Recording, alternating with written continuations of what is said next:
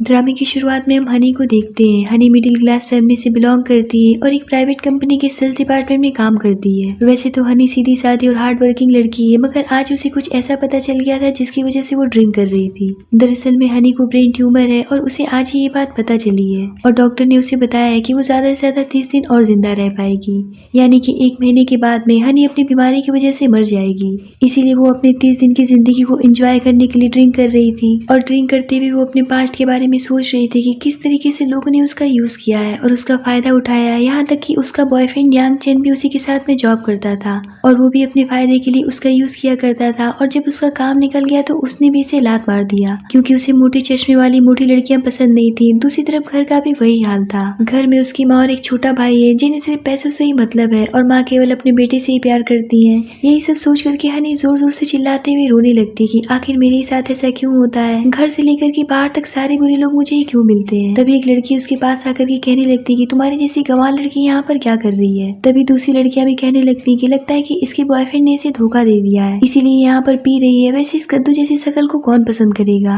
ये सब सुन करके तो हनी गुस्सा हो जाती है और दोनों पर चिल्लाने लगती है। तभी वहाँ पर बार का मैनेजर आ जाता है और उन दोनों को शांत रहने के लिए कह करके हनी को ऊपर से लेकर के नीचे तक देखने लगता है और देखते हुए कहता है कि चुपचाप से शांति से बैठ करके ड्रिंक करो वरना गार्ड को बुला करके मैं तुम्हें बाहर भिजवा दूंगा। जिस पर हनी कहती कि अच्छा मतलब तुमने भी मुझे कम आंक लिया है। इतना कह करके वो बहुत सारे पैसे टेबल पर रख देती है और मैनेजर से कहती कि मेरे लिए एक बढ़िया से मॉडल का इंतजाम करो, आज रात मैं यहीं पर रुकूंगी। पैसे पा करके तो मैनेजर खुश हो जाता है और हनी से कहता है कि आप अपने कमरे में जाकर के वेट करिए, थोड़ी देर में मॉडल आपके पास पहुंच जाएगा। हनी अपने कमरे में जाकर के लड़के का वेट करने लगती है। इधर नशे में धुत सियान भी इसी होटल में आ जाता है। सियान इतने नशे में था कि उसे चला नहीं जा रहा था। उसका असिस्टेंट उससे कहता है कि जब आप ड्रिंक नहीं करते फिर आपने इतनी क्यों पी ली। दरअसल में सियान किसी मीटिंग में आया था जहाँ लोगों ने उसे ड्रिंक करा दिया था। असिस्टेंट की बातें सुन करके सियान गुस्सा हो जाता है और कहता है कि छोड़ो, मुझे तुम्हारे सपोर्ट की जरूरत नहीं है, मुझे अपना कमरा पता है, मैं खुद ही चला जाऊंगा। इधर हनी सोच रही थी कि काफी देर हो गई है, अभी तक लड़का क्यों नहीं आया। तभी दरवाजे पर सियान आ जाता है जिसे देख करके तो हनी खुशी से पागल हो जाती है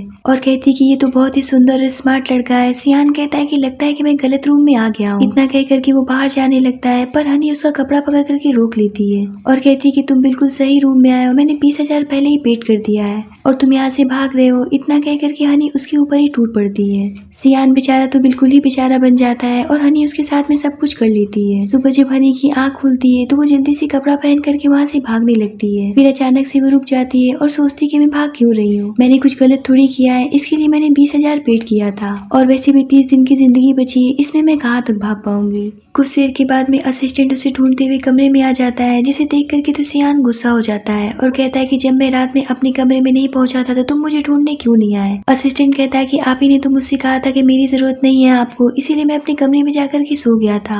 अब मुझे क्या पता था कि आप इतने नशे में थे कि किसी के साथ भी सो गए। सियान उसके ऊपर पिलो फेंकते हुए कहता है कि तुम्हें कसम है, अगर तुमने ये बात किसी को भी बताई मैं कहीं भी मुंह दिखाने लायक नहीं रह जाऊंगा। दूसरी बात ये कि जल्दी से उस 4 आंख वाली मोटी लड़की को जाकर के ढूंढो। तो असिस्टेंट कहता है कि 4 आंख वाली लड़की, मैं कुछ समझा नहीं, कहीं वो एलियन तो नहीं थी। सियान अपना गंदा सा मुंह बनाते हुए सोचने लगता है और कहता है कि इससे गंदी और घटिया लड़की मैंने आज तक नहीं देखी थी, ऐसा लग रहा था कि जैसे मैंने मक्खी खा लिया हो। असिस्टेंट तो उसकी बातें बहुत गौर से सुनने लगता है जिस पर सियान भड़क जाता है और कहता है कि सुनते ही रहोगे या फिर जा करके उसे ढूंढोगे भी। ये सुनकर के असिस्टेंट उसे ढूंढने के लिए वहाँ से चला जाता है। इधर हनी अपना हुलिया बदलने के लिए ब्यूटी पार्लर जाती है जहाँ कंपनी से उसके मैनेजर का फोन आ जाता है और वो उस पर चिल्लाते हुए कहने लगता है कि इतनी देर हो गई है, तुम अभी तक ऑफिस क्यों नहीं पहुंची, क्या तुम्हारा नौकरी से मन भर गया है। ये सुन करके तो हनी भड़क जाती है और फोन पर ही उसे गरियाती हुई कहने लगती है कि अब बहुत सुन चुकी हूँ तुम्हारा, अब चुप हो जाओ और कुत्तों की तरह भौंकना छोड़ दो वरना मैं तुम्हें जान से मार डालूंगी। हनी का ये रूप देख करके तो मैनेजर चेयर छोड़ करके खड़ा हो जाता है और फोन काट देता है। जिसके बाद हनी पार्लर में चली जाती है जहाँ उसका फुल बॉडी मेकओवर होता है, जिसके बाद उसका पूरा लुक बदल जाता है और देखने वाले देखते ही रह जाते हैं। तभी सियान भी उसे पीछे से देख लेता है और उसका बर्थ मार्क देख करके अपने असिस्टेंट से उसका पीछा करने के लिए कहता है। अगले दिन हनी जब अपने ऑफिस जाती है तो सारे लोग उसे देखते ही रह जाते हैं और कुछ लोग तो उसे पहचान भी नहीं पाते हैं और आपस में बातें करने लगते हैं कि इतनी ब्यूटीफुल लड़की हमारे ऑफिस में ही काम करती है। हनी यहाँ पर सोचने लगती है कि ये वही लोग हैं जो कि कि कल तक मुझे देखते तक नहीं थे और आज ये लोग मुझे गौर से देख रहे हैं। जिसके बाद वो सीधा मैनेजर के कैबिन में जाती है, जहाँ उसका मैनेजर बिना कुछ सुने देर से आने के लिए उसे डांटने और मारने लगता है। हनी यहाँ पर डॉक्टर की बातें सोचने लगती है कि जब उसने उनसे पूछा था कि इतनी कम एज में मुझे ये बीमारी कैसे हो गई, तब डॉक्टर ने उसे बताया था कि ज्यादा तनाव और काम का प्रेशर लेने की वजह से ऐसा हो सकता है। और यही सोच करके वो मैनेजर को मारने लगती कि इसी की वजह से मुझे ये बीमारी हुई है, क्योंकि ये रोज मुझे डांटता और मारता था और हर वक्त तनाव देता था। यहाँ पर वो दोनों भाई बहन की तरह लड़ने लगते हैं। जिसके बाद हनी मैनेजर को अपना रिजाइन लेटर दे करके वहाँ से चली जाती है, जहाँ पर उसे कंपनी के चेयरमैन जू देखते हैं, जो कि हेडफोन में बातें करते हुए लिफ्ट आने का वेट कर रहे थे। हनी यहाँ पर सोचती कि चेयरमैन तो बहुत अच्छे आदमी है, उन्होंने मुझे बहुत सपोर्ट किया है, तो क्यों ना मैं कंपनी छोड़ने से पहले उनसे भी मिल लूं। और यही सोच कर कि वो उनसे कुछ कहने चाहती है, तभी वो बोलने लग जाते हैं कि नहीं, ऐसा नहीं हो सकता है, तुम मेरी कंपनी नहीं छोड़ सकते हो। तभी मैनेजर भी हनी के पीछे वहाँ पर आ जाता है और चेयरमैन को देख करके वहीं छुप करके उनकी बातें सुनने लगता है। सिचुएशन ऐसा रहता है कि हनी भी कंफ्यूज हो जाती है और उसे लगता है कि चेयरमैन उससे ही बात कर रहे हैं। और चेयरमैन थे कि हेडफोन पर अपने बेटे को समझाए जा रहे थे कि नहीं, तुम्हें कंपनी नहीं छोड़ना है, आखिर आगे चल करके ये कंपनी तुम्हें ही संभालना है। इनकी बातें सुन करके मैनेजर टेंशन में आ जाता है कि ये मैंने क्या कर दिया, हनी तो चेयरमैन सर की बेटी निकली। तभी मैं सोचू कि अचानक से वो इतना बदल कैसे गई, जो कि मुझसे लड़ने तक आ गई। यहाँ पर मैनेजर को गलत फहमी हो जाती है कि हनी चेयरमैन की बेटी है। तभी उनका लिफ्ट आ जाता है और दोनों ही अंदर चले जाते हैं, जहाँ बात खत्म होने के बाद में मिस्टर जू अपने कान से ईयरबड निकालते हैं। तब कहीं जाकर के हनी भी समझ पाती कि वो किसी और से फोन पर बात कर रहे थे। हनी उन्हें नमस्ते करती है तो चेयरमैन उसे पहचान जाते हैं और उसकी काम की तारीफ करने लगते हैं और उससे पूछते कि अभी तुम किस पोस्ट पर हो, शायद अब तुम मैनेजर बन गई होगी। जिस पर हनी कहती कि नहीं सर, मेरा मानना ये है कि ईमानदारी से काम करने के लिए किसी भी पद की जरूरत नहीं है, बस मेहनत की जरूरत होती है। और आप जैसे लोगों की कंपनी में मुझे काम करने का मौका मिला, इससे बड़ा पद मेरे लिए कुछ और नहीं हो सकता है। उसकी बातें सुनकर के चेयरमैन जू से थैंक्स करते हैं, जिसके बाद हनी वहाँ से चली जाती है। इधर लीन मैनेजर के पास जाकर के उनसे पूछती कि मैंने सुना है कि चेयरमैन जू अपने पद से इस्तीफा देने वाले हैं और अपने बेटे को अपनी जगह बिठाने वाले हैं। ये सुनकर के मैनेजर रोने लगता है और लिन से कहता है कि ये बात मुझे पहले क्यों नहीं पता चली कि हनी चेयरमैन की बेटी है और हमारी कंपनी की नई प्रेसिडेंट है, जो कि वेश बदल करके हमारी कंपनी में हमारे साथ काम कर रही थी और मैं पहचान न सका। वो लिन से कहता है कि जल्दी से जाओ और उसकी रिजाइन अप्रूव होने पर रोक लगाओ, वरना मैं मर जाऊंगा। लिन को कुछ समझ ही नहीं आ रहा होता है कि नए प्रेसिडेंट का अचानक से आना और हनी की रिजाइन पर रोक लग जाना, वो इस बात को समझ नहीं पाती है और उसे लगता है कि मैनेजर नए प्रेसिडेंट के सामने हनी को जलील करते हुए नौकरी से निकालना चाहते हैं, ताकि भविष्य में वो दूसरी जगह नौकरी न कर पाए और उसका कैरियर पूरी तरीके से तबाह हो जाए। दूसरे दिन सियान जब घर जाता है तो उसके फादर उसे अपने पास बुलाते हुए उससे कहते हैं कि अब मैं बूढ़ा हो चुका हूँ, आखिर तुम मुझसे कितना काम करवाना चाहते हो, अब मैं और काम नहीं करना चाहता हूँ, इसीलिए 3 दिन के बाद मैं तुम्हें जू ग्रुप का नया प्रेसिडेंट अनाउंस कर दूंगा। क्योंकि सियान के पास भी अपनी खुद की भी एक छोटी सी कंपनी थी, जिसे वो काफी अच्छे से चला रहा था और वो यही बात अपने फादर को समझाता है कि जब मैं काम कर रहा हूँ फिर आप मुझे जू कॉर्पोरेट में क्यों डालना चाहते हैं। उसके फादर उसे समझाते हैं कि देखो, मैं बूढ़ा हो चुका हूँ और अब मैं आराम करना चाहता हूँ, इसीलिए मैं चाहता हूँ कि तुम मेरी जगह ले लो। तो सियान कहता है कि ठीक है पापा, मगर मेरी एक शर्त है, मैं नहीं चाहता हूँ कि इतनी बड़ी कंपनी मुझे विरासत में मिल जाए, इसीलिए पहले मैं कंपनी में काम करके अपनी काबिलियत साबित करूंगा, उसके बाद ही मैं आपकी कुर्सी पर बैठूंगा। उसके फादर उसकी बात मान लेते हैं और कहते हैं कि ठीक है, तुम्हें 1 महीने का मैं समय दे रहा हूँ, तुम गो ग्रुप ज्वाइन करके अपनी काबिलियत साबित करो। इतना कह करके वो उसका पीठ थपथपाते हुए वहाँ से चले जाते हैं। उनके जाने के बाद में उसका असिस्टेंट वहाँ पर आता है और उसे बताता है कि मुझे वो 4 आंख वाली लड़की का पता चल गया है, वो आपकी कंपनी जू ग्रुप में काम करती है। इधर हनी माइक लेकर के ऑफिस में चली जाती है और सबको बताने लगती कि यांग चेंग और लिंग दोनों ही चोर हैं, जो कि दूसरे की मेहनत चुरा करके खुद आगे बढ़ते जा रहे हैं, इसीलिए आप लोग इन दोनों चोरों से सावधान रहना। ये सुनकर के लिन उसका माइक छीन लेती है। तभी वहाँ पर चेन भी आ जाता है, जिसे देख करके हनी और भी ज्यादा जोर से चिल्लाने लगती है और उसे धमकाने लगती है। उसकी आवाजें सुन करके मैनेजर भी बाहर आ जाता है और हनी को समझाता है कि शांत हो जाओ, इतना चिल्लाओ मत। इतना कह करके वो चैन और लिन से कहता है कि जल्दी से हनी से माफी मांग लो। जिसके बाद में वो हनी को अपने कैबिन में लेकर के चला जाता है और उसे पीने के लिए पानी देता है। मैनेजर का ये रूप देख करके तो हनी समझ ही नहीं पाती कि आखिर ये कमीना इतनी जल्दी बदल कैसे गया, और वो उससे कहती कि मेरे पास ज्यादा टाइम नहीं है, इसलिए ज्यादा दिखावा करने की जरूरत नहीं है, जो भी कहना है जल्दी कहो। तो मैनेजर उससे कहता है कि हमारी कंपनी को आपकी जैसी होनहार एम्प्लॉय की जरूरत है और हम नहीं चाहते कि आप हमारी कंपनी छोड़ करके जाएं, इसीलिए हम सबने मिल करके आपका प्रमोशन करने का फैसला किया है और आज से आप सेल्स सुपरवाइजर की पोस्ट पर बैठेंगी और यांग चेन भी आपके नीचे ही काम करेगा। तो हनी कहती कि ठीक है, पर अब मुझे किसी भी नौकरी और पद की जरूरत नहीं है। हनी को तो पहले ही पता था कि वो 30 दिन ही जिंदा रह पाएगी, तो क्या फायदा इसे प्रमोशन का, मगर ये बात मैनेजर नहीं समझ पाता है और उसे लगता है कि पिछली बातों को भूल नहीं पाई है और मुझसे अभी भी नाराज है। हनी वहाँ से उठ करके जाने लगती है तो मैनेजर उसे रोकते हुए कहता है कि बात सिर्फ प्रमोशन की नहीं है, आपकी सैलरी भी बढ़कर के 1 लाख हो चुकी है, साथ में इंसेंटिव भी मिलेगा। 1 लाख सैलरी सुनकर के हनी रुक जाती है और सोचती है कि 1 महीने ही कर लेती हूँ, एक सैलरी तो मिल ही जाएगी जिससे मैं अपने लिए किसी अच्छी जगह पर ग्रेप बुक कर लूंगी। और यही सोच करके वो काम करने के लिए तैयार हो जाती है और मोबाइल निकाल करके मैनेजर की बातें रिकॉर्ड करने लगती है और उससे कहती है कि जो भी कुछ तुमने अभी बोला है सब कुछ फिर से बोलो ताकि मैं तुम्हारी बातों को सबूत के तौर पर रिकॉर्ड कर लूं। मैनेजर को लगता है कि ये वीडियो बना करके चेयरमैन को दिखाएगी, इसीलिए वो फिर से पूरा स्टेटमेंट रिकॉर्ड करवाता है, यहाँ तक कि उसकी सैलरी 1 लाख से 2 लाख कर देता है। वीडियो खत्म होने के बाद में मैनेजर हनी से पूछता है कि और भी कुछ करवाना है तो बताओ, मैं तुम्हारे लिए सब कुछ करने के लिए तैयार हूँ। तो हनी कहती कि चूंकि चैन ईमानदार नहीं है, वो 1 नंबर 1 का चोर है, इसीलिए मैं अपने डिपार्टमेंट में कुछ नए लड़कों को रखना चाहती हूँ जिसका इंटरव्यू मैं खुद लूंगी। मैनेजर कहता है कि कोई प्रॉब्लम नहीं है, मैं कल ही इंटरव्यू अरेंज करवाता हूँ। अगले दिन इंटरव्यू शुरू होता है जहाँ कुछ नए लड़कों के साथ में सियान भी नौकरी के लिए आता है। सियान को देख करके तो हनी के होश उड़ जाते हैं और वो फ्लैशबैक में जाकर के सोचने लगती कि ये तो वही लड़का है जिसके साथ मैंने रात बिताया था, ये तो प्ले बॉय था, फिर इसे क्या जरूरत पड़ गई जो ये यहाँ पर नौकरी के लिए आ गया। दिखने में तो ये इतना स्मार्ट और सुंदर है, फिर भी इसकी मार्केट डाउन हो गई है और ये बेचारा बेरोजगार हो गया है। फिर हनी सोचती है कि कहीं ऐसा तो नहीं कि मुझे ब्लैकमेल करने के लिए आया है, और यही सोच करके वो अपना मुंह छुपा लेती है और सबको इंट्रोडक्शन देने के लिए कहती है। तभी उसके पास बैठा आदमी सियान का रिज्यूम पढ़ लेता है और हनी से कहता है कि ये अच्छे स्कूल से पढ़ा है, इसकी क्वालिफिकेशन ठीक दिख रही है, इसीलिए इसे जॉब पर रख लेना चाहिए। इसकी बातें सुनकर के हनी सोचने लगती है कि लड़का दिखने में तो अच्छा लग रहा है और हो सकता है कि पैसों की कमी की वजह से ये प्ले बॉय बन गया था, और यही सोच करके वो उसे नौकरी पर रख लेती है। और जब अगले दिन सियान ऑफिस पहुंचता है तो चेन उस पर बॉसगिरी झाड़ते हुए कहता है कि ये फाइल लो और सुबह मेरे आने से पहले इसकी 10 कॉपी प्रिंट आउट मेरे टेबल पर रख देना। और हाँ, मुझे सुबह कॉफी पीने की आदत है, तो जैसे मैं ऑफिस आ जाऊँ मेरे लिए कॉफी लेकर के आ जाना, वरना मैं तुम्हें नौकरी से निकलवा दूंगा। सियान कुछ बोलता नहीं है और उसकी बातें गौर से सुन रहा था, मगर चैन की धमकी हनी सुन लेती है और उसके पास आकर के कहती कि सुबह सुबह कुत्ते की तरह क्यों भौंक रहे हो। चैन कहता है कि कुछ नहीं, मैं तो यही कह रहा था कि सीनियर होने के नाते मैं इससे कॉफी तो मंगवा ही सकता हूँ, वैसे भी मैं इसका टीम लीडर हूँ। तो हनी कहती कि अच्छा तो ये बात है,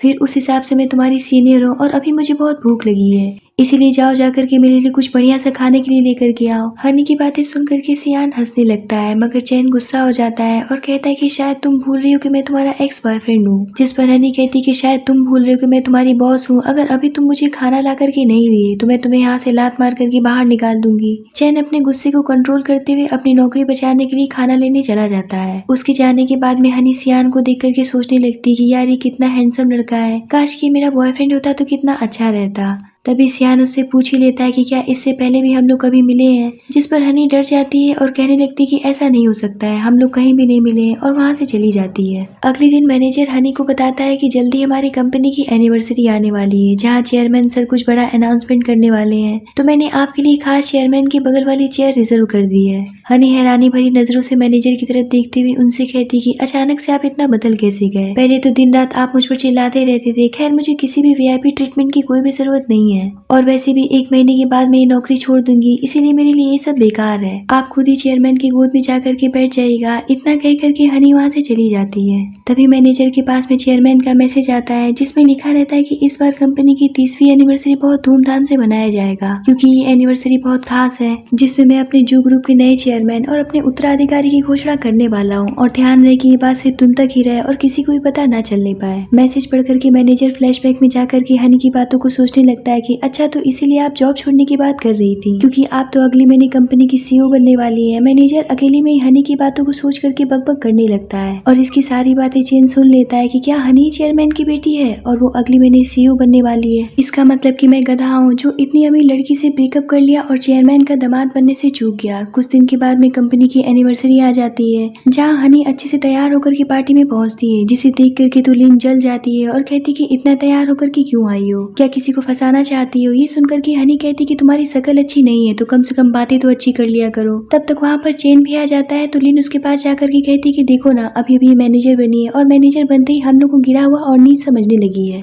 मगर लालची इंसान कहाँ किसी का सगा होता है। चैन को तो पता चल चुका था कि हनी चेयरमैन की बेटी है और कंपनी की सीईओ बनने वाली है, इसीलिए वो हनी को इम्प्रेस करने के लिए लिन को ही जलील करने लगता है और हनी से कहता है कि ये वही चुड़ैल है जिसने हमारा ब्रेकअप करवाया था, अगर ये हमारे बीच में नहीं आई होती तो मैं अभी भी तुम्हारा बॉयफ्रेंड होता। यहाँ पर वो हनी को इम्प्रेस करने में लग जाता है। तब तक सियान भी वहाँ पर आ जाता है और चैन अपने ब्रेकअप के लिए हनी से माफी मांगते हुए उसे फिर से अपने साथ आने के लिए कहता है, जिस पर लिन उसे ऐसा करने से रोकती है तो वो उसे दूर ढकेल देता है। ये देख कर के लिन खुद को थप्पड़ मारने लगती है और गुस्से से वहाँ से चली जाती है। तब तक सियान भी उसके पास आ जाता है, जिसे हनी पकड़ लेती है और चैन से कहती है कि जब मेरे पास में इतना स्मार्ट और हैंडसम लड़का है, फिर मैं तुम्हारे जैसी घटिया, बदसूरत और कीचड़ के पास में क्यों आऊंगी। ये सुनकर के चैन सियान पर गुस्सा हो जाता है। तभी चेयरमैन की आने की अनाउंसमेंट हो जाती है और सब लोग अटेंशन में हो जाते हैं और तालियों से उनका स्वागत करते हैं। चेयरमैन सबको बधाई देते हुए बताते हैं कि अगले महीने में अपने पद से रिटायर हो जाऊंगा और अपनी विरासत अपने वारिस को सौंप दूंगा, मगर वो चाहते हैं कि मैं अभी उनकी पहचान किसी को भी ना बताऊं। मगर मैं इतना जरूर बताऊंगा कि अभी वो आपकी सेल्स डिपार्टमेंट में आप लोग के साथ ही काम कर रहे हैं और अपनी काबिलियत साबित करने की कोशिश कर रहे हैं, इसीलिए ना मैं अभी उनका नाम बताऊंगा और ना ही उनकी पहचान बताऊंगा। 1 महीने के बाद वो खुद ही आप लोग के सामने आ जाएंगे। इधर असिस्टेंट सियान से पूछता है कि आपने ऐसा क्यों किया, आज आप सबके सामने क्यों नहीं गए, आपने क्यों नहीं बताया कि आप ही जो ग्रुप के वारिस हैं। तो सियान कहता है कि मैं देखना चाहता हूँ कि लोग मुझसे मिलने के लिए कितने एक्साइटेड हैं। तो असिस्टेंट कहता है कि कोई भी आपके लिए एक्साइटेड नहीं रहेगा, क्योंकि कंपनी में ये अफवाह फैली हुई है कि अगला सीईओ कोई लड़की बनने वाली है जो कि चेयरमैन की बेटी है और आगे चल करके आपके फादर की विरासत उसे ही मिलने वाली है। सियान कहता है कि क्या पागलों जैसी बातें कर रहे हो, मैं अपने फादर का इकलौता बेटा हूँ। तो असिस्टेंट कहता है कि मुझे तो ये भी पता चला है कि वो लड़की कौन है, और वो लड़की कोई और नहीं बल्कि हनी है और कंपनी के सारे स्टाफ उसी चेयरमैन की बेटी समझ रहे हैं।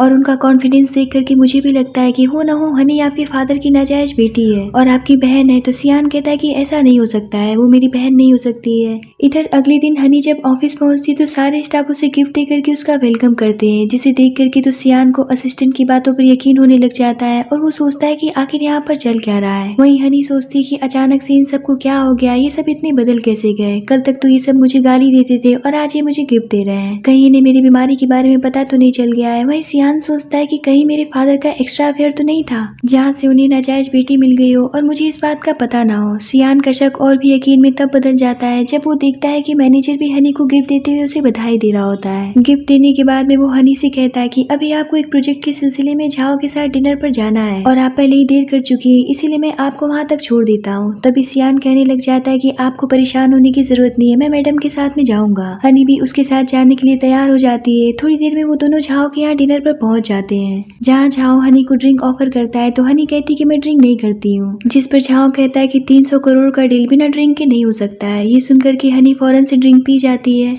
जिसके बाद वो सियान को भी ड्रिंक करने के लिए देता है। तो सियान कहता है कि चूंकि मुझे कार ड्राइव करनी है इसीलिए मैं ड्रिंक नहीं पी सकता हूँ। ये सुनकर के तो झाओ भड़क जाता है और कहता है कि तुम्हारी इतनी हिम्मत जो तुम मुझे मना कर रहे हो। खैर मामला न बिगड़े इसीलिए हनी सियान का भी ड्रिंक पी जाती है और कहती कि मैंने आपकी विश पूरी कर दी, अब आप प्लीज एग्रीमेंट साइन कर दीजिए। मगर झाओ तो नीच था, उसका इरादा तो कुछ और ही था और वो हनी के साथ में बदतमीजी करने लग जाता है। ये देख कर के सियान उसे पीट करके रख देता है और 300 करोड़ का एग्रीमेंट फाड़ करके फेंक देता है और कहता है कि तुम लोग जो ग्रुप के साथ काम करने के लायक नहीं हो, आज ही तुम लोग को मैं जो ग्रुप से ब्लैक लिस्टेड करवा दूंगा। ये देख कर के हनी शॉक्ड हो जाती है और सियान से कहती कि बाकी सब तो ठीक है, जितना फेंकना था तुमने फेंक दिया, मगर एग्रीमेंट क्यों फाड़ा, मैं कंपनी में जाकर के क्या जवाब दूंगी। खैर जो होगा वो देखा जाएगा, पहले इन सबको सबक सिखाया जाए। जिसके बाद वो दोनों मिल करके झाओ और उसके आदमियों को खूब पीटते हैं और पीटने के बाद वहाँ से भाग जाते हैं। गाड़ी में बैठने के बाद में हनी सियान से कहने लग जाती है कि पता नहीं क्यों पर तुम मुझे अपने जैसे क्यों लगते हो और तुम दिखने में भी बहुत हैंडसम और स्मार्ट लगते हो। इतना कह करके वो उसे किस करने लगती है। यहाँ पर सियान सोचने लगता है कि इस लड़की की बातें और हरकतें तो उस रात होटल वाली लड़की जैसी लग रही है और वो उससे ये बात पूछ लेता है, पर तब तक वो सो जाती है।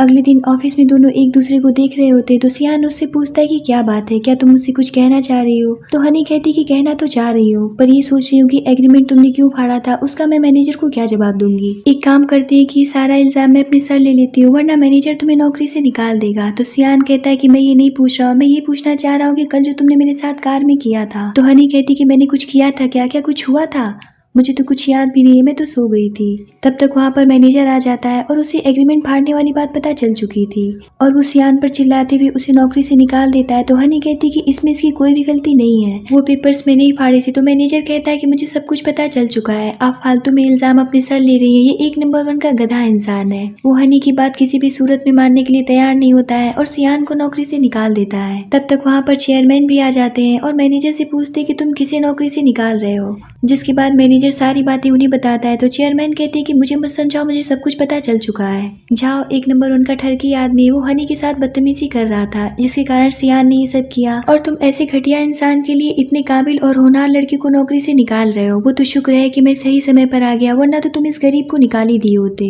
तभी सियान अपने फादर को इशारा कर देता है, जिसके बाद वो हनी की तारीफ करते हुए झाओ ग्रुप को ब्लैकलिस्टेड कर देते हैं और मैनेजर को समझाते कि आइंदा से किसी भी एम्प्लॉय को अगर तुमने परेशान किया तो मैं तुम्हें नौकरी से निकाल दूंगा। इतना कह करके वो वहाँ से चले जाते हैं। उनके जाने के बाद में हनी सियान के पास आती है और कहती है कि देखा चेयरमैन सर कितने अच्छे हैं, वो तुम्हारे जैसे छोटे एम्प्लॉय के लिए भी स्टैंड ले लिए। पर एक मिनट, ये बात तो मेरे तुम्हारे बीच में थी, फिर उन्हें ये बात कैसे पता चली? जिस पर सियान बात को बदलते हुए कहता है कि वो सब छोड़ो, ये बताओ तुम्हारा चेयरमैन के साथ में अगर इतना ही अच्छा रिलेशन है फिर तुमने उन्हें ये बात क्यों नहीं बताई? तो हनी कहती कि मैं उन्हें परेशान नहीं करना चाहती थी इसीलिए नहीं बताया। तो सियान पूछता है कि अच्छा एक बात बताओ, तुम्हारा और चेयरमैन का कोई रिलेशन है क्या? तो हनी कहती है कि आप तुम दिन भर बातें करते रहोगे या फिर जो 300 मिलियन का नुकसान हुआ है उसे पूरा करने का कोई तरीका भी ढूंढोगे। इतना कह करके वो वहाँ से चली जाती है। चूंकि हनी शुरू से हार्ड वर्किंग और ईमानदार लड़की थी, इसीलिए वो अपना 300 मिलियन का प्रोजेक्ट बेचने के लिए कई कंपनियों को फोन करती है, मगर कोई भी उसका प्रोजेक्ट लेने के लिए तैयार नहीं होता है, जिस पर हनी काम करते करते वहीं पर सो जाती है।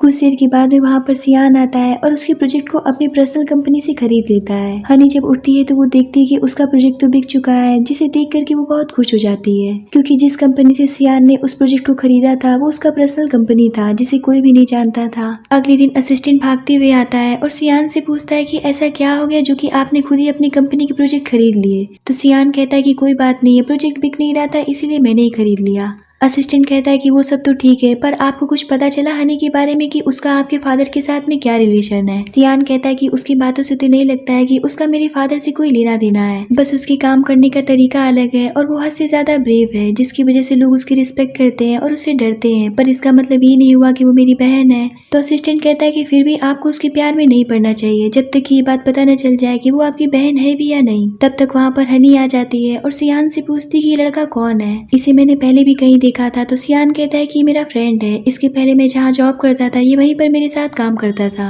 ये सुनकर के हनी सोचने लगती कि इसका मतलब ये दोनों ही प्ले बॉय हैं। तभी उसके पास में उसकी माँ का फोन आ जाता है और वो बात करने के लिए बाहर चली जाती है, जहाँ उसकी माँ पैसे मांगते हुए उससे कहने लगती है कि तुम्हें शर्म नहीं आ रही है? आज तुम्हारा भाई कमी लड़की के साथ डेट पर जा रहा है और तुम उसे पैसे नहीं दे रही हो। हनी कहती है क्या बात है, मैं बीमार हूँ, तुम्हें उसकी चिंता नहीं है, मगर तुम्हारा बेटा लड़की घुमाने के लिए पैसे मांग रहा है उसकी चिंता हो रही है। तुम्हें पता भी है कि मुझे क्या बीमारी है और मैं कितने दिन जिंदा रह पाऊंगी? जिस पर उसकी माँ कहती है कि मुझे नहीं सुनना है तुम्हारे रोज रोज की बीमारी का नाटक, मैं सिर्फ इतना जानती हूँ कि वो तुम्हारा छोटा भाई है और तुम्हें उसकी मदद करनी चाहिए। ये सुन करके हनी रोने लगती है और कहती है कि तुम्हें सिर्फ अपने बेटे की चिंता है, मैं तुम्हें इतने दिनों से बता रही हूँ कि मेरे सिर में दर्द है, मगर तुम्हें कोई भी फर्क नहीं पड़ रहा है। अगर मैं तुमसे ये कहूँ कि मैं बस 30 दिन ही जिंदा रहूंगी तब भी क्या तुम मुझसे ऐसे ही बात करोगी? यहाँ पर हमें एक छोटा सा फ्लैशबैक दिखाया जाता है, जहाँ हनी सोचती कि जब से उसके भाई ने जन्म लिया है तब से लेकर के आज तक उसकी माँ ने उससे कभी भी प्यार से बात नहीं किया। बचपन से लेकर के आज तक वो भेदभाव करती आई है और हनी को प्रताड़ित करती आई है। अब कहानी प्रेजेंट में आती है और यहाँ पर हमें समझ में आ जाता है कि हनी की माँ के नाम पर कलंक थी। वो हनी से कहती कि चुप हो जाओ और बकवास बंद करो, तुम्हें मरना है तो आज ही मर जाओ या फिर 30 दिन के बाद मरो, मुझे इस बात से कोई भी फर्क नहीं पड़ता है, लेकिन इतना ध्यान रखना कि मरते समय ऑफिस में रहना ताकि कंपनी की तरफ से हम लोग को कुछ मुआवजा मिल जाए। ये सुनकर के हनी काफी ज्यादा दुखी हो जाती है और अपनी माँ से कहती कि आज से मेरा तुम्हारे साथ में कोई रिलेशन नहीं है, अब से तुम मुझसे बात करने की कोशिश भी मत करना और अपने ठुल्ले बेटे से कहना कि नौकरी करके पैसा कमाए, क्योंकि अब मैं तुम लोग के लिए एक पैसे भी छोड़ करके नहीं जाने वाली हूँ। इतना कह करके वो फोन काट देती है और झोला लेकर के सीधा बैंक चली जाती है। वहीं सियान भी इसका पीछा करते हुए वहाँ पर आ जाता है और हनी के बाहर निकलने का वेट करने लगता है। हनी बैंक में जाती है और अकाउंट से अपने पूरे पैसे लगभग 15 मिलियन निकाल लेती है और एक बड़ी सी झोले में भर लेती है। झोला इतना भारी हो जाता है कि उससे उठाया नहीं जा रहा था। वहीं सियान और असिस्टेंट भी ये सब देख करके हैरान हो जाते हैं। असिस्टेंट सियान से पूछता है कि आखिर ये इतने पैसों का करेगी क्या? हनी पैसे लेकर के शहर के सबसे बड़ी होटल में जाती है जहाँ केवल मेंबर्स की एंट्री थी। तभी वहाँ पर एक मेड आकर के हनी को बताती है कि लगता है कि आप गलत जगह पर आ गई हैं, आप कहीं और जाइए, हम लोग सिर्फ लिमिटेड लोगों को ही सर्विस देते हैं। हनी उससे होटल का मेंबरशिप चार्ज पूछती है और फौरन से पूरा पेमेंट कर देती है। ये देख करके तो तो मेड खुश हो जाती है और उसे अंदर लेकर के चली जाती है, जहाँ हनी मेड से कहती है कि तुम्हारे यहाँ का जो सबसे अच्छा डिश है वो सब एक एक प्लेट लेकर के आओ। जिसके बाद में हनी जम करके खाना खाती है। वहीं पीछे बैठा असिस्टेंट सियान से कहता है कि मुझे जहाँ तक पता है कि यहाँ पर 100 मिलियन से कम के औकात वाले खाना नहीं खा सकते हैं, फिर यहाँ पर कैसे खा सकती है। और जिस हिसाब से वो पैसे उड़ा रही है कोई कह नहीं सकता है कि वो सिंपल फैमिली की लड़की है, जरूर इसके पीछे आपके फादर का ही हाथ है। तब तक तो वहाँ पर फादर भी खाना खाने के लिए आ जाते हैं और हनी को देख करके मुस्कुराती हुई कहती है कि क्या तुम भी यहाँ पर खाना खाने आती हो। तो हनी कहती कि नहीं सर, आज मैं यहाँ पर पहली बार आई हूँ और मेरी किस्मत कितनी अच्छी कि आप भी मुझे मिल गए। तभी होटल का स्टाफ जू से कहती कि सर आपका टेबल तैयार हो गया, चल करके खाना खा लीजिए। तो जू कहती कि नहीं, आज मैं अपने सेल्स मैनेजर हनी के साथ यहीं बैठ करके खाना खाऊंगा। और ये सुन करके तो हनी खुश हो जाती है, जिसके बाद वो दोनों खाना खाने लगते हैं। ये सब देख करके तो सियान का शक कंफर्म हो जाता है कि हनी उसके फादर की नाजायज बेटी है और इस हिसाब से तो हनी उसकी बहन हुई। और यही सब सोच करके सियान टेंशन में चला जाता है, क्योंकि वो हनी से प्यार करने लगा था और इसी टेंशन में वो घर जाकर के ड्रिंक करने लगता है, जहाँ उसका दोस्त फैंग उसके पास आता है और उसकी प्रॉब्लम जानने के बाद में वो उससे कहता है कि एक बार डीएनए चेक करवा लो ताकि ये बात कंफर्म हो जाए। अगले दिन डीएनए रिपोर्ट आता है जिसमें हनी का डीएनए मैच नहीं करता है, जिसे देख करके तो सियान बहुत खुश हो जाता है, मगर टेंशन में भी आ जाता है कि कहीं ऐसा तो नहीं कि मैं अपने फादर का जैविक बेटा नहीं हूँ और उन्होंने मुझे गोद लिया हो। यहाँ पर सियान इतना टेंशन में हो जाता है कि वो हनी के कमरे में जाकर के उससे डायरेक्ट पूछ लेता है कि तुम्हारा चेयरमैन जू के साथ में क्या रिलेशन है। सब लोग कहते कि तुम चेयरमैन की बेटी हो। तो हनी कहती कि क्या बकवास कर रहे हो, अगर मैं जू की बेटी होती तो यहाँ पर सेल्स डिपार्टमेंट में काम क्यों करती। तब हनी को समझ में आ जाता है कि माजरा क्या है और सब लोग अचानक से कैसे बदल गए। जो लोग कल तक मुझसे सीधे मुंह बात तक नहीं करते थे, आज वो सारे के सारे मेरे पीछे घूम रहे हैं। और वो सियान से पूछती कि कहीं तुम भी मुझे चेयरमैन की बेटी समझ करके तो दोस्ती नहीं की हो ताकि मैं तुम्हारा प्रमोशन करवा दूं। तो सियान कहता है कि ऐसी बात नहीं है, मैं आपके साथ इसलिए हूँ क्योंकि आप बहुत ही ईमानदार और ब्रेव गर्ल हैं और मैं आपको अपना सबसे अच्छा दोस्त मानता हूँ। यहीं पर सियान को कंफर्म हो जाता है कि हनी का चेयरमैन के साथ में कोई रिश्ता नहीं है और वो उसकी बहन नहीं है और ये सारी बातें अफवाह हैं। इधर हनी की माँ को पता चल जाता है कि हनी ने अपने सारे पैसे खर्च कर दिए हैं, तो वो गुस्से से लाल हो जाती है और वो उसे मारने के लिए ऑफिस तक पहुंच जाती है और हनी को बुलाओ, हनी को बुलाओ ऐसा कह करके वो शोर मचाने लगती है। ये देख करके हनी वहाँ पर आ जाती है तो उसकी माँ उसके पैर पकड़ करके उससे माफी मांगते हुए कहने लगती कि जल्दी से मुझे मेरे पैसे वापस करो वरना मैं और भी ज्यादा चिल्लाने लगूंगी। यहाँ पर हनी की जबरदस्त बेइज्जती होती है और लोग सोचने लगती कि जब इसकी माँ इतनी गरीब है तो फिर ये जू की बेटी कैसे हो सकती है। और यही सोच करके वो लोग इनका वीडियो बनाने लगते हैं, पर उसकी माँ शांत होने का नाम नहीं ले रही थी, जिससे परेशान होकर के हनी उन्हें अपने साथ छत पर लेकर के चली जाती है और बताती कि चिल्लाने का कोई फायदा नहीं है क्योंकि मैंने सारे पैसे खर्च कर दिए। तो उसकी माँ रोते हुए कहने लगती कि तुम कितनी गंदी लड़की हो, तुमने एक दिन में 15 मिलियन खर्च कर दिए, वो पैसे मैंने तुम्हारे भाई के लिए कार खरीदने के लिए रखा था। ये सुन करके तो हनी का खून जल जाता है और वो मोटे भाई को छत से नीचे फेंकने के लिए उठा लेती है और गुस्से से कहती कि अपना मुंह बंद करो वरना मैं मोटे को नीचे फेंक दूंगी। मैंने जो पैसे कमाए थे उसे खर्च कर दिया, अब तुम्हारे ठुल्ले बेटे को कार से अपनी गर्लफ्रेंड को घुमाने का शौक है तो कहो कि खुद ही नौकरी करके पैसे कमाए, मैंने इसका ठेका थोड़ी ले रखा है। इतने पर तो उसका भाई रोते हुए कहने लगता है कि चुप हो जाओ मेरी माँ, ये पागल हो गई है वरना ये मुझे मार डालेगी। इतना कह करके वो जोर जोर से रोने लगता है, जिसके बाद हनी उसे छोड़ देती है और दोनों ही वहाँ से भाग जाते हैं।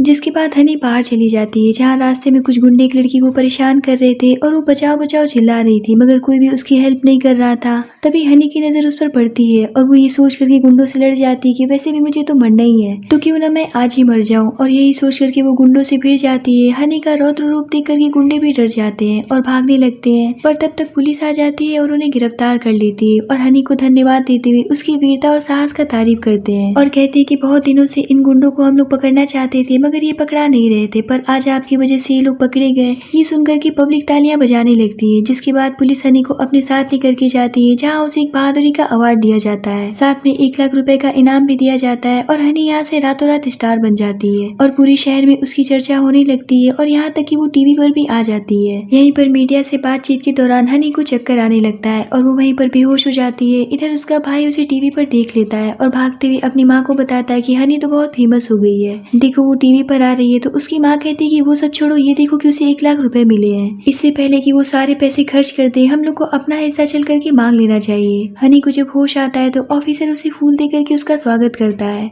और पूछता है कि गुंडों से लड़ते समय कहीं तुम्हें चोट तो नहीं लगी या फिर कोई ऐसी बीमारी हो तो बताओ, तुम्हें कोई भी टेंशन लेने की जरूरत नहीं है, तुम्हारा इलाज फ्री में होगा और पुलिस डिपार्टमेंट इसका पेमेंट करेगी। लेकिन हनी कुछ बताती नहीं है और कहती कि मैं बिल्कुल ठीक हूँ, मुझे कुछ भी नहीं हुआ है। तब तक उसकी माँ रोते हुए वहाँ पर आ जाती है और मीडिया वालों को देख करके और जोर जोर से रोने लगती है।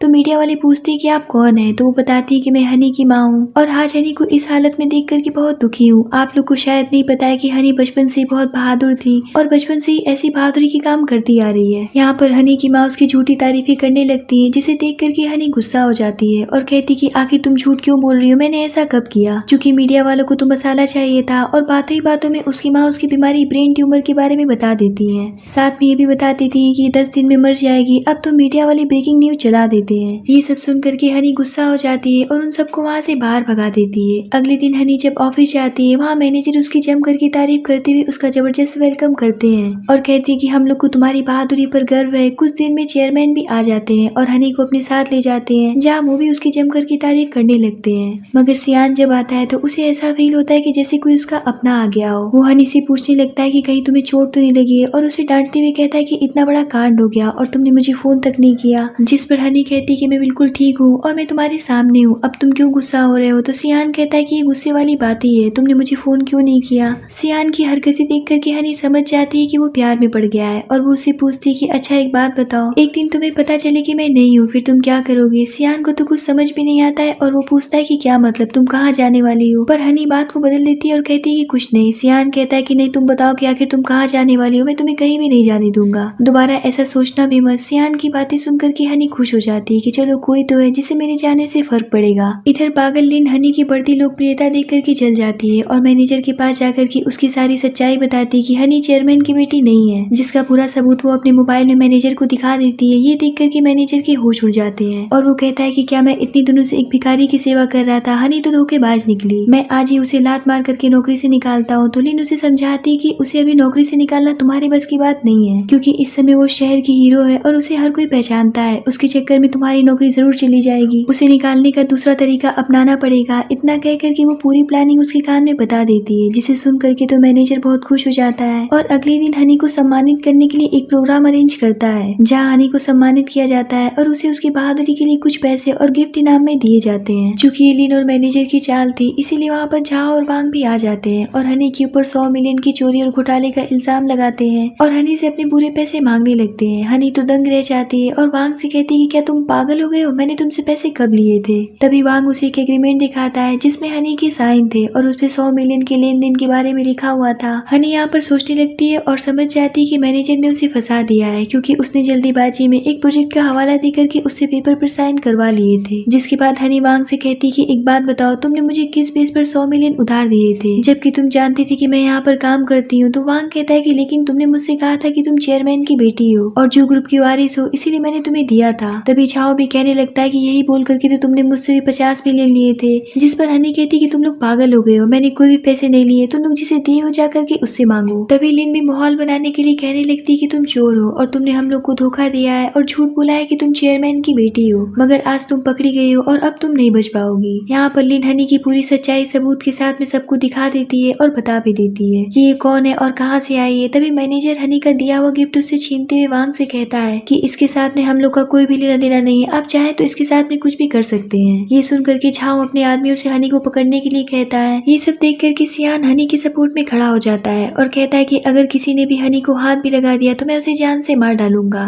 और वो वांग से कहता है कि पैसे देने से पहले तुमने ये क्यों नहीं सोचा कि तुम किसे पैसे दे रहे हो, क्या तुम्हारी इतनी औकात है कि जो कि तुम जू ग्रुप के वारिस को कर्ज देने लगे। तब तुमने ये क्यों नहीं सोचा कि इतने बड़े एम्पायर के मालकिन तुम्हारे जैसे भिखारी से कर्ज क्यों लेगी। तुम हनी को जू ग्रुप का वारिस समझ करके पैसे दिए, तब तुमने अपनी औकात नहीं देखी थी कि तुम्हारी इतनी हैसियत है कि जो तुम जू ग्रुप के वारिस को कर्ज दे सको। सियान की बातें सुनकर के वांग समझ जाता है कि बात तो ठीक कह रहा है और कहता है कि यहाँ कर्ज की बात नहीं हो रही बल्कि घोटाले की बात हो रही है। सियान कहता है कि अगर घोटाला करना ही होता तो वो जू ग्रुप के अंदर करती, ना कि तुम्हारे जैसे भिखमंगों के साथ में करती। सियान की बातों का उन लोगों के पास में कोई भी जवाब नहीं रहता है और वो लोग कहने लगते हैं कि तुम एक छोटे से एम्प्लॉय होकर के इतनी बड़ी बड़ी बातें कर रहे हो, लगता है कि तुम मौत की तलाश में हो। ये सुनकर के सियान गुस्सा हो जाता है और सबको बता देता है कि मैं ही जू ग्रुप का असली वारिस हूँ और चेयरमैन जू का इकलौता बेटा हूँ। मगर उसकी बातों पर कोई भी यकीन नहीं करता है, यहाँ तक कि हनी भी कहती कि यार इतना भी मत फेंको, फेंकने की भी हद होती है, लोग तुम्हें मारने लगेंगे। जिसके बाद असिस्टेंट वहाँ पर आ जाता है, जिसे देख करके वांग समझ जाता है और उससे माफी मांगने लगता है। तभी चेयरमैन जू भी वहाँ पर आ जाते हैं और चिल्लाते हुए कहने लगते कि मेरे बेटे को तुम लोगों ने चोर समझ रखा है। ये सुनकर के लिन गिर जाती है और कहने लगती कि भले सियान आपका बेटा है मगर हनी चोर है, वो इतने दिनों से आपके नाम पर हम लोग को बेवकूफ बना रही है। चेयरमैन उसे डांटते हुए कहते कि हनी ने अपने मुंह से कब और किससे कहा था कि वो चेयरमैन की बेटी है और वो इस कंपनी की सीईओ बनने वाली है। ये तो तुम लोग थे कि जो उसकी चमचागिरी कर रहे थे ताकि वो तुम लोग का प्रमोशन कर दे।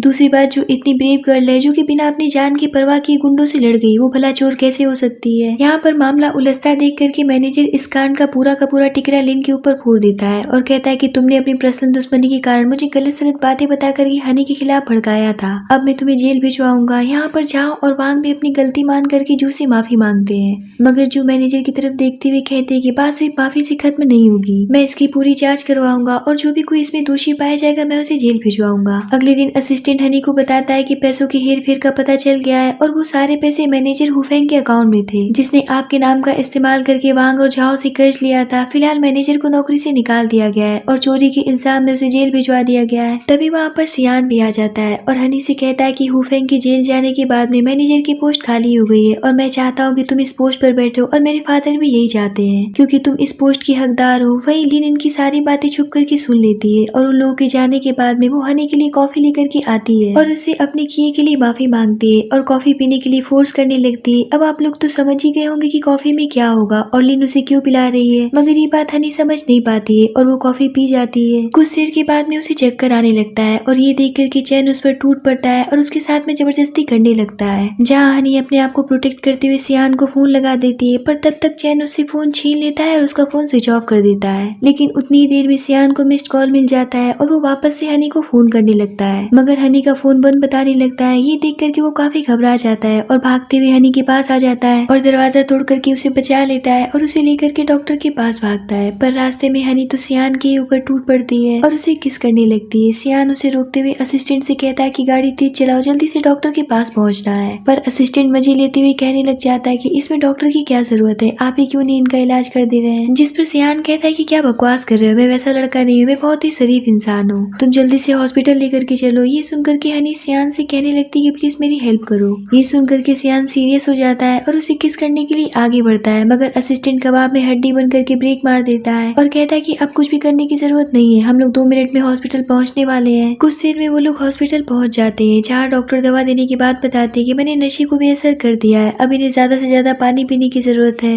इतना कह करके वो वहाँ से चले जाते हैं। उनके जाने के बाद में सियान हनी से पूछता है कि तुमने मुझे पहले क्यों नहीं बताया। तो हनी कहती है कि क्या नहीं बताया, और वो सोचने लगती है कहीं से मेरी बीमारी के बारे में पता तो नहीं चल गया है। दरअसल में सियान उससे कुछ और पूछ रहा था क्योंकि वो उसका बर्थ मार्क देख करके उसे पहचान गया था। थोड़ा सोचने के बाद में हनी अपनी बीमारी के बारे में उसे बताने लगती है और कहती कि बताने में अच्छा तो नहीं लग रहा है। तभी सियान बोल पड़ता है कि क्या अच्छा नहीं लग रहा है, तुमने मेरे साथ गलत किया वो अच्छा था, मेरे साथ जबरदस्ती नाइट एक्सपेंड कर ली वो अच्छा था, अब मैं सब कुछ जान चुका हूँ कि उस रात तुम ही थी। ये सुनकर के हनी उसका मुंह बंद करने लगती है और कहती है कि चुप हो जाओ, ये हॉस्पिटल है। तो सियान कहता है कि क्यों, ये सब करने की हिम्मत तुम्हारे अंदर थी लेकिन सच्चाई एक्सेप्ट करने की हिम्मत नहीं है। सियान का प्यार भरा गुस्सा देख करके हनी समझ जाती कि उसे प्यार हो गया है और फिर वो सोचने लगती कि ये तो गलत है क्योंकि मेरे पास जीने के लिए सिर्फ 10 दिन बचे हैं और उसके पास में पूरी जिंदगी पड़ी है। और यही सोच करके वो पीछे हट जाती है और कहने लगती है कि मिस्टर सियान, आप कहाँ जो ग्रुप के सीईओ हैं और मैं एक गरीब सी लड़की हूँ, इसीलिए जो आप सोच रहे वो हमारे बीच में नहीं हो सकता है, तो बेहतर यही हुआ कि आप मेरे पीछे अपना समय बर्बाद मत कीजिए। सियान कहता है कि वैसे भी मुझे अमीरी का कोई शौक नहीं है और मेरे पापा भी वैसे नहीं है, अगर तुम चाहती हो कि मैं तुम्हारी तरह सिंपल जिंदगी बिताऊं तो मैं वो भी करने के लिए तैयार हूँ और इससे मेरे पापा भी नाराज नहीं होंगे। तो हनी यहाँ फंस जाती है क्योंकि वाकई भी मिस्टर जू बहुत ही अच्छे इंसान है और वो बात को बदलते हुए कहने लग जाती है कि दरअसल मैं आपको अपना दोस्त समझती हूँ, मैंने कभी भी आपको प्यार भरी नजरों से नहीं देखा है, और रही बात उस रात की तो मैंने आपके साथ में जबरदस्ती किया था, तो आज मेरे साथ आप भी वही सब करके हिसाब बराबर कर लीजिए। ये सुनकर के सियान गुस्सा हो जाता है और बिना कुछ बोले वहाँ से चला जाता है। इधर हनी की माँ पैसों की लालच में आकर के मीडिया वालों को इंटरव्यू देते हुए बता देती है कि उसकी बेटी को ब्रेन ट्यूमर है और वो 10 दिन में मर जाएगी, और ये बात आग की तरह पूरे शहर में फैल जाती है। यहाँ तक कि हनी के पास उसके मरने के बाद की फ्यूनरल अरेंजमेंट और अच्छी जगह ग्रेव बनवाने के लिए फोन आने लगते हैं। इसी में उसके पास डॉक्टर का भी फोन आ जाता है और वो उससे उसके रेगुलर चेकअप के बारे में पूछते हैं। तो हनी कहती कि अब क्या चेकअप करवाना जब मैं जानती हूँ कि 10 ही दिन जिंदा रहना है। डॉक्टर उसे समझाते कि अंतिम समय तक हार नहीं मानना चाहिए और उसे बताते कि अभी हाल ही में तुम्हारे ही नाम की लड़की का इलाज किया गया है और उसे भी ब्रेन ट्यूमर था, जिसके बाद उसकी लाइफ 3 साल बढ़ गई, इसीलिए तुम भी प्रयास कर लो, हो सकता है कि तुम्हारी भी लाइफ बढ़ जाए, बाकी ऊपर वाले की मर्जी। तो डॉक्टर की बातें सुनकर के हनी सोचती कि इस पेशेंट का नाम मैंने पहले भी सुना था, और वो डॉक्टर से कहती कि ठीक है मैं फ्री होकर के आपके पास आती हूँ। इधर सियान फैंग के साथ बैठ करके ड्रिंक कर रहा था, जहाँ फैंग उससे पूछता है कि क्या हुआ, कोई प्रॉब्लम है क्या। तो सियान उसे बताता है कि हनी ने मुझे रिजेक्ट कर दिया। ये सुनकर के फैंग शॉक्ड हो जाता है और कहता है कि ये कैसे हो सकता है, भला तुम्हें भी कोई रिजेक्ट कर सकता है? तुम्हें पता है कि अगर मैं लड़की रहती तो मैं तुम्हारे लिए जान दे देती। जिसके बाद फैंग उसे समझाता है कि तुम हार मत मानना, लगे रहना कि जब तक कि वो तुम्हें एक्सेप्ट नहीं कर लेती है। और यहीं पर वो उसे हनी वाली न्यूज दिखा देता है जो कि वायरल हो रही थी, जिसे देख करके सियान समझ जाता है कि हनी ने उसे रिजेक्ट क्यों किया, क्योंकि वो मरने वाली थी। और वो भागते हुए ऑफिस जाता है जहाँ हनी अपना सामान लेकर के घर जा ही रही थी। चूंकि उसकी बीमारी के बारे में सबको पता चल चुका था, इसीलिए कुछ लोग उससे अपनी गलती के लिए उससे माफी मांगने लगते हैं और बीमारी के लिए दुख जाहिर करते हैं। वही लिन भी रहती है जो कि अब वहाँ पर झाड़ू पोछा का काम करने लगी थी, मगर फिर भी उसके तेवर नहीं बदलते हैं। वो कहते हैं ना कि रस्सी जल गई मगर बल नहीं गया, और वही हाल लिन का भी हो गया था। तभी सियान भागते हुए वहाँ पर आ जाता है और उसे गले से लगा कर कहता है कि तुम्हें कुछ भी बताने की जरूरत नहीं है, मुझे सब कुछ पता चल चुका है, बस जल्दी से मेरे साथ हॉस्पिटल चलो, मैं किसी अच्छी जगह तुम्हारा इलाज करवाऊंगा। ये सुनकर के लिन कहती कि अब कोई भी फायदा नहीं होने वाला है, ये बीमारी की लास्ट स्टेज पर चल रही है जहाँ इसे मरने से कोई भी नहीं रोक सकता है। ये सुनकर के सियान गुस्सा हो जाता है और उसे चुप रहने के लिए कहता है। इतने पर तो लिन हमला कर देती है जिसमें सियान घायल हो जाता है और उसे लेकर के हनी हॉस्पिटल भागती है। वहीं लिन को भी पागल खाने भेज दिया जाता है। दूसरी तरफ हॉस्पिटल में काफी इमोशनल सीन चल रहा था जहाँ दोनों एक दूसरे को समझाने में लगे हुए थे। हनी सियान को समझा रही थी कि मेरे पास जीने के लिए बस 10 दिन बचे हैं और तुम्हारे पास पूरा जिंदगी पड़ा है, और उस 10 दिन में मेरे बाल झड़ जाएंगे, मेरे दांत भी बाहर आ जाएंगे और मैं बहुत डरावनी और बुरी दिखने लगूंगी। इसीलिए मेरे चक्कर में अपनी जिंदगी खराब मत करो और अपने जीवन में आगे बढ़ो। लेकिन सियान कुछ भी समझने के लिए तैयार नहीं होता है और कहता है कि मैं तुम्हारे साथ 10 दिन में अपनी पूरी जिंदगी बिता लेना चाहता हूँ। ये समझ लो कि 10 दिन के बाद में मैं भी मर जाऊंगा। इतना कह करके वो उसे किस कर लेता है। तब तक असिस्टेंट वहाँ पर आ जाता है और उन्हें ऐसा करता हुआ देख करके वहाँ से भाग खड़ा होता है। जिसके बाद सियान उसे डॉक्टर के पास ले जाता है जहाँ डॉक्टर उसकी दूसरी रिपोर्ट देख करके बताते हैं कि तुम्हें तो कोई बीमारी है ही नहीं। ये सुनकर के हनी शॉक्ड हो जाती है और कहती कि पिछली बार तो आप ही ने मुझे बताया था कि मुझे ब्रेन ट्यूमर है। डॉक्टर कहते कि मैंने तुम्हारा सर फोड़ करके थोड़ी देखा था, तुमने जो रिपोर्ट दिखाया था उसी में ट्यूमर था। ऐसा भी तो हो सकता है कि जांच वाले तुम्हें गलत रिपोर्ट दे दी हो। ये सुनकर के हनी फ्लैशबैक में जाकर के सोचने लगती है कि दरअसल में हनी ने जिस पैथोलॉजी में अपना सिटी स्कैन करवाया था वहाँ एक ब्रेन ट्यूमर की मरीज थी जिसका भी नाम हनी था। और जब नर्स ने रिपोर्ट देने के लिए हनी का नाम पुकारा तो वो अपना समझ करके रिपोर्ट ले लेती है और डॉक्टर को दिखा देती है। यहाँ पर सब कुछ क्लियर हो जाता है कि हनी को कोई बीमारी नहीं है और वो पूरे 100 साल जिएगी। तभी सियान को उसकी रिपोर्ट में कुछ दिखता है और वो डॉक्टर से पूछता है कि ये क्या लिखा है। तो डॉक्टर उसे बधाई देते हुए कहने लगते हैं कि ये तो खुशखबरी की बात है और आप फादर बनने वाले हैं, यानी कि हनी प्रेग्नेंट है। ये देख करके दोनों एक दूसरे का मुंह देखने लगते हैं और हंसी खुशी अपने घर जाने लगते हैं। तभी हनी के पास में एक रिपोर्टर का फोन आ जाता है और वो हनी से रिक्वेस्ट करती है कि मरने से पहले हमारे चैनल पर एक आखिरी इंटरव्यू दे दीजिए। हनी कहती है कि ठीक है और इंटरव्यू देने के लिए स्टूडियो पहुंच जाती है जहां लाइव स्ट्रीम के दौरान ही वो उस एंकर और उसके चैनल की बुराई करने लगती है और लोगों को बताने लगती है कि शहर का सबसे झूठा और फ्रॉड चैनल यही है जिसने झूठी खबर बता करके मुझे बहुत परेशान किया है और मेरी माँ को पैसे दे करके उनसे भी झूठ बुलवाया है। इतना कह करके हनी वहाँ से चली जाती है। उसके जाते ही चैनल के एडिटर चीफ आ जाते हैं और उसे फेक न्यूज चलाने के जुर्म में उसे एंकर की नौकरी से निकाल देते हैं। नेक्स्ट सीन में हम हनी और सियान को देखते हैं जो कि बैठ करके बातें कर रहे थे और बात खत्म होने के बाद में सियान हनी को शादी के लिए प्रपोज करता है और इसी के साथ में इस ड्रामे की यहीं पर हैप्पी एंडिंग होती है।